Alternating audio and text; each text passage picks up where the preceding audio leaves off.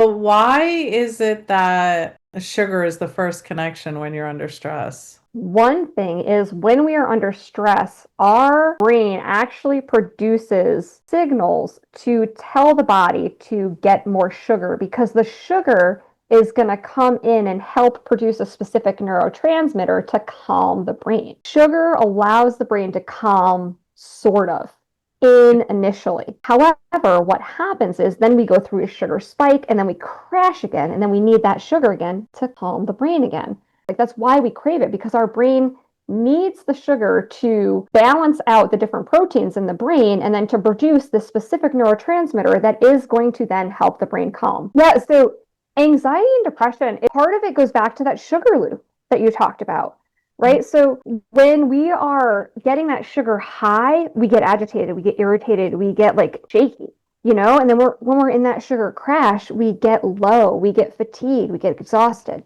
So even in that sugar cycle itself is anxiety at the top and depression at the bottom, but Yeah, definitely yeah. signs and symptoms of anxiety and depression. If we don't get that low, we're not going to crave. Then we get that high, and then we feel great for like a second, but we're twitching. We get that low again.